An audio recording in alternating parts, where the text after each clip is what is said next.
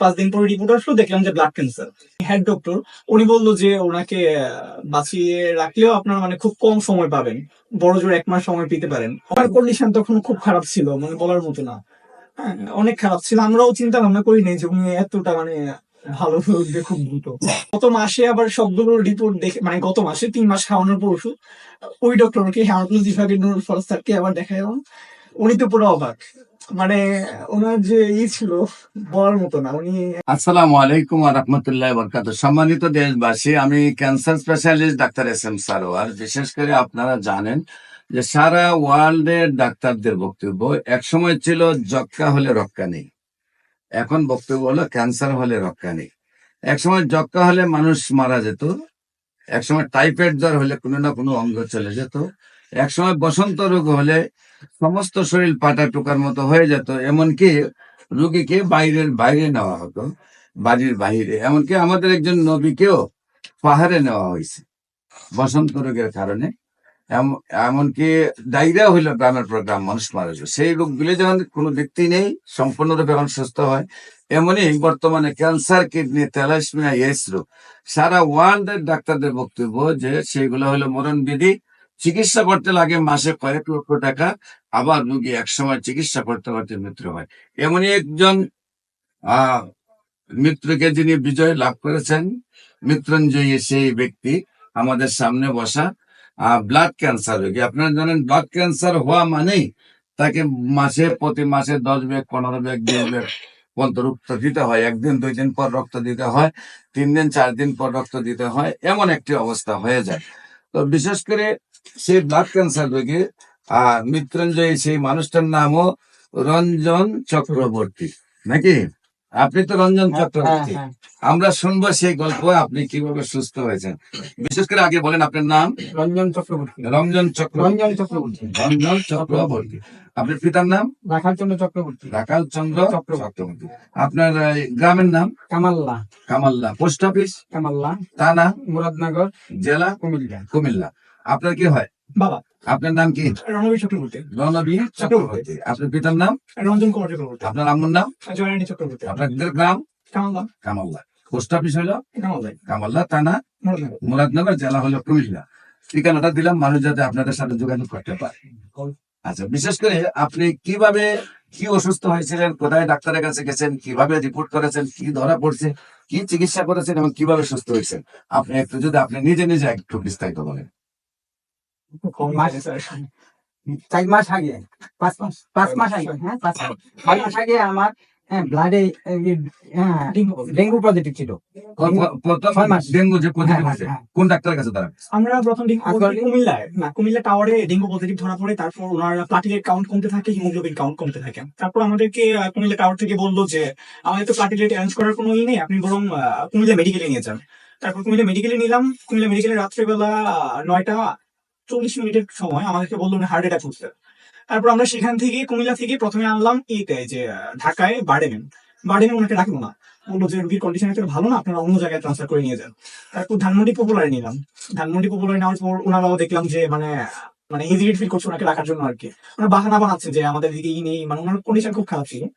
তারপর আমাদের ডাক্তারের হেজিটেশনে ভুগছে। হ্যাঁ, ডাক্তার না, এই যে যারা ছিল, হ্যাঁ, বললো যে হাসপাতালে যে পেশেন্ট রাখা ঠিক নয়। হ্যাঁ না, ওনারা বলছে যে পেশেন্টটাকে আইসিইউতে রাখতে হবে ইমিডিয়েট, কিন্তু আমাদের এখানে আইসিইউ খালি নেই, ওনাকে রাখার মতো কোনো স্পেস আমাদের এখানে নাই। আপনারা এখন যদি বলেন তাহলে আমরা কালকে সকালবেলা যদি আইসিইউ খালি হবে তাহলে ওনাকে আইসিইউতে শিফট করবো।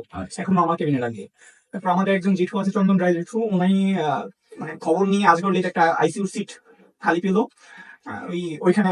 তারপর আজগর লিখতে ট্রান্সফার করলাম। তারপর ওইখানে আইসিইউতে ছিল একদিন। তারপর আইসিইউ থেকে শিফট করে এইচডিডিউতে দিল, অনেকটা রিকভারি দেখলাম। কিন্তু পরবর্তীতে আজকে কয়েকদিন রাখা হলো ডেঙ্গু নেগেটিভ, কিন্তু প্লাটিলেট কাউন্ট আর হিমোগ্লোবিন কমছে না, মানে বাড়ছে না। এগুলো আস্তে আস্তে কমতে থাকতেছে। তারপর আমরা 9বার সিবিসি টেস্ট করালাম ঢাকা মেডিকেল থেকে, দেখলাম যে প্রত্যেকবারই কমতেছে, বাড়তেছে না। তারপর আজগলের হেমাটোলজি হেড ডক্টর আছেন, ডক্টর নুরুল ফরহাদ স্যার, উনি বললো যে ওনার মনে হয় ব্লাডে কোনো ইনফেকশন আছে, আমরা বন মেরু করে দেখি। তারপর ঢাকা মেডিকেলে বন মেরু করালাম। 4-5 দিন পরে রিপোর্ট আসলো, দেখলাম যে ব্লাড ক্যান্সার। তারপর আমরা মানে ওনার যে পজিশন এটা দেখে বুঝলাম না যে ব্লাড ক্যান্সার যে এরকম ভাবে হতে পারে, কারণ উনি মানসিকভাবে খুব স্ট্রং ছিল আর শারীরিকভাবে খুব স্ট্রং ছিল তখন। তারপর আমরা আবার কিছুদিন পর 4-5 দিন পরে আমরা আবার বন মেরু করি, সেই স্যাম্পলটা আমরা দিল্লিতে পাঠালাম। দিল্লি একটা হসপিটাল, সেখানে পাঠালাম এক পরিচিত ব্যক্তির মাধ্যমে। আর ওই হসপিটালে মানে এক ডক্টর আছে আমার পরিচিত ডক্টর, ওইখানে পাঠালাম। পাঠানোর পর ওইখান থেকে রিপোর্ট আসলো 18 দিন পরে। 18 দিন পরে আসার পর সেম রিপোর্ট, একদম ব্লাড ক্যান্সার। কিন্তু ওইখানের মাধ্যমে, রিপোর্টের মাধ্যমে বুঝতে পারলাম যে এটা মানে একদম প্রথম প্রথম অবস্থা, এটাকে ব্লাড ক্যান্সার মানে ব্লাড ইনফেকশনই বলা হয়, প্রথম অবস্থায় ছিল। তখন আমরা আবার আজবাড়িতে ভর্তি হলাম। উনি নর্মাল একটা প্রবলেমের জন্য শ্বাসকষ্ট হতো, আজবাড়িতে ভর্তি হলাম। ভর্তি হওয়ার পর ওনার কন্ডিশন খুব খারাপের দিকে যাচ্ছিল। তারপর হার্টে একটা প্রবলেম ধরা পড়লো। আবার এই ক্যান্সারের জন্য ওনারা সিদ্ধান্ত নিল যে ওনাকে কিমোথেরাপি দেওয়া হবে। তারপর কিমোথেরাপি দেওয়া হবে, এই সিদ্ধান্তের মধ্যে কিমোথেরাপি যেদিন দিবে, যেদিন শুরু করবে, সেদিন সিভিল লাইন করতে আসলো। সিভিল লাইন করতে আসার আগে ওনার ডক্টরটা ইকো করালো। সিভিল লাইন করতে আসছে, তখন দেখলো যে ইকোর রিপোর্ট খুব খারাপ, সিভিল লাইন করা যাবে না, ওনাকে কিমোথেরাপি দেওয়া যাবে না। ডক্টর হেমাটোলজি যে নুরুল ফরাজ স্যার, উনি হেড ডক্টর, উনি বললো যে ওনাকে বাঁচিয়ে রাখলেও আপনার মানে খুব কম সময় পাবেন, বড় জোর 1 মাস সময় পেতে পারেন। অক্টোবরের 3 তারিখ কথা বলছিল, মানে নভেম্বর 3 তারিখ পর্যন্ত। তারপর আমাদের যেটু খুব আপনার সন্ধান নিল, ডাক্তার বললে কি আপনার সর্বোচ্চ মানে 1 মাস বাঁচবে? হ্যাঁ মানে কে 1 মাস বললো? বাজাতে কোন ডাক্তার? Nurul Faraz sir, Dhaka Azgar Ali hospital, Dhaka Asgar Ali pathology বিভাগের হেমাটোলজি হেমাটোলজি বিভাগের সিনিয়র ডক্টর। সিনিয়র ডাক্তার। উনি বললেন উনি ঢাকা মেডিকেলেও বলছেন সর্বোচ্চ মানে ওনার কন্ডিশন তখন খুব খারাপ ছিল, মানে বলার মতো না। হ্যাঁ, অনেক খারাপ ছিল। আমরাও চিন্তা ভাবনা করি নাই যে উনি এতটা মানে ভালো হয়ে খুব দ্রুত। তারপর আমার, এক জেঠু, পরিচিত চন্দন রায় জেঠু, উনি আপনার সন্ধান পেলো। সন্ধান পাওয়ার পর আমাদের কাজবাড়ি থেকে শিফট আমার বের করে একদম ডিরেক্ট শুক্রবার দিন, তখন এটা মানে ফার্স্ট দিন ছিল, ফার্স্ট দিন শনিবারে, মানে শুক্রবার আপনি আসছিলেন। আমাদের শুধু একজন রোগী ছিল, হ্যাঁ আমরা ছিলাম তখন। সুচিত দাদার মাধ্যমে আপনার হলাম। তারপর আস্তে আস্তে গত 2 মাস থেকেই যখন ওষুধ আস্তে আস্তে খাচ্ছিল, ওনার প্রথম প্রথম খুব অসুবিধা হচ্ছিল ওষুধটা খেতে, মানে জিভা একদম জ্বালাপোড়া করছিল। তারপর মানে আমরা অনেক পানি দিয়েও খাওয়াইছিলাম ওনাকে ওষুধগুলো আস্তে আস্তে। তো পরবর্তীতে দেখলাম যে আস্তে আস্তে রিকভারির দিকে, প্রত্যেক মাসে দেখলাম সিরিসি রিপোর্ট, তারপর সবকিছু রিকভারির দিকে। তো গত মাসে আবার সবগুলোর রিপোর্ট দেখে, মানে গত মাসে 3 মাস খাওয়ানোর পর ওষুধ, ওই ডক্টরকে হেমাটোলজি বিভাগের নুরুল ফরাজ স্যারকে আবার দেখালাম।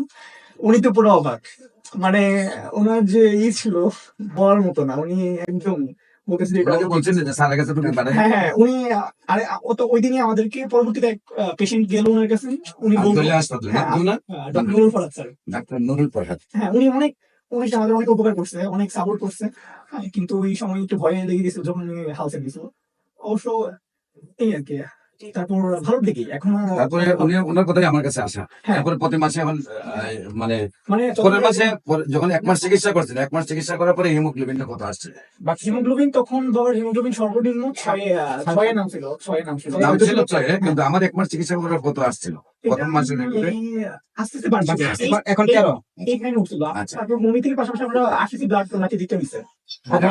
আরসিসি ব্লাড দিতে হইছে। তারপরে হলো যে যেটা হলো এখন সম্পূর্ণ লেভেলে আছে না? এখন একদম 13 ভালো আছে, লেভেল ঠিক মোটামুটি ভালো। আল্লাহর রহমতে বর্তমানে রিপোর্টে হয়তো হিমোগ্লোবিন যা আছে, আমার ওইটা নাও থাকতে হবে, অন্যরা না থাকতে, 13 মানে 10 থাকলেও ভালো, 11 থাকলেও ভালো, 12 থাকলেও ভালো, 13 থাকলেও ভালো। তো যাই হোক, আমার জন্য হিমোগ্লোবিন ভালো পড়ে আছে। যাই হোক, আপনি বেশি অংশ টক খাবেন। টক খাইলে জাল মিষ্টি অ্যাভয়েড করবেন। তো নিয়মিত আমরা 4 মাস চিকিৎসা, এখন আপনাকে ফুললি আল্লাহর রহমতের রিপোর্টে সুস্থ আসছে। এখন আপনার কাছে কি আগের দিনগুলোর কথা মনে হয়? টাকা পয়সা কেমন খরচ করছেন এর ভিতরে? আজ করে দিতে স্যার, একদিনে আইসিইউ বিল আমাদের 1,27,000 টাকা আসছিল। একদিনে 1,07,000 টাকা বিল দিয়েছেন। আইসিইউ তে যেদিন ছিলাম। তো মোটামুটি যদি 1 বছর থাকতেন তাহলে 1.5 কোটি টাকা যেত নাকি? তো যাই